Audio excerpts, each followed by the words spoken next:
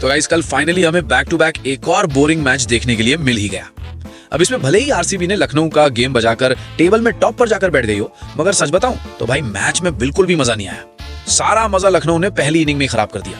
मतलब इनको सोने जैसी पिच बनवा कर दे दो, मगर फिर भी इन्होंने खेलना बिल्कुल केकेआर के जैसे ही है। बताओ, पावर प्ले में लखनऊ 35 पे 1 पड़ी थी।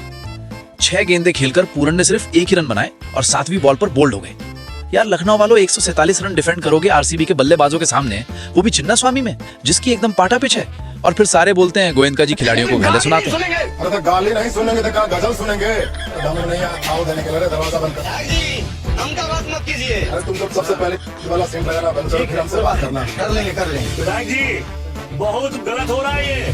खैर भाई, अगर आप आरसीबी के फैन हो तो सच बताना, कोहली भाई के बिना फील्डिंग के टाइम पे ग्राउंड में आपको एनर्जी कैसी लगी? भाई मैं तो सच बताऊं, पूरे मैदान में सबके होते हुए भी एकदम खालीपन सा लग रहा था। मैच शुरू होने से पहले शामी भाई भी कोहली भाई को बोल रहे थे कि अब कर ले फील्डिंग, क्यों टीआरपी गिराने में लगा है। खैर भाई मजाक साइड में, कोहली भाई का टखना अभी पूरी तरीके से ठीक नहीं हुआ था, तो इसलिए उन्होंने इंपैक्ट प्लेयर बनकर खेलने का निर्णय लिया और रजत पाटीदार ने टॉस जीतकर पहले बॉलिंग चुन ली और तीसरे ओवर में मिचेल मार्श ने 102 मीटर का छक्का लगाकर बॉल मैदान के बाहर पहुंचा दी।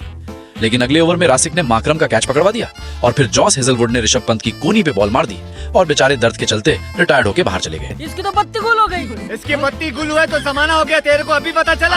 अरे इस लफंगे को अस्पताल में जाकर फेंक कर आओ। यहाँ पड़े पड़े इसकी जान निकल गई तो मेरी सिर पे जिम्मेदारी आएगी। सेठ जी मेरे लिए तो यही अच्छा, मर जाए साला। इसी तरह से पावर प्ले में लखनऊ सिर्फ 35 रनों तक ही पहुंच पाई और पावर प्ले में पेड़ देखो भाई, लखनऊ ने कितने हजार लगा दिए।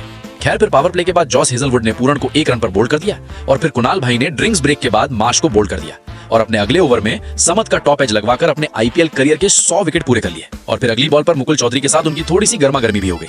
खैर फिर रासिक ने आयुष बधूनी का बल्ला रोक दिया और फिर मैदान में आए ऋषभ पंत, मगर 1 रन बनाकर वो भी चलते बने। फिर भूवी बाई ने लिंडा का कैच पकड़वा दिया और शामी भाई को बोल्ड कर दिया।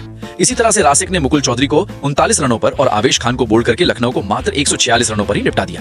अब आरसीबी 147 रन बनाने उतरी तो कोहली भाई इंपैक्ट प्लेयर बनकर आए, मगर दूसरे ओवर में प्रिंस यादव ने फिल सॉल्ट को सस्ते में बोल्ड कर दिया। लेकिन कोहली भाई ने बड़ी फुर्ती से बल्ला चलाया और आरसीबी को पावर प्ले में 60 रनों तक पहुंचा दिया। मगर पावर प्ले के बाद आवेश खान ने पडिक्कल का कैच पकड़वा दिया और फिर शामी भाई ने कोहली भाई के हेलमेट पे बॉल मार दी।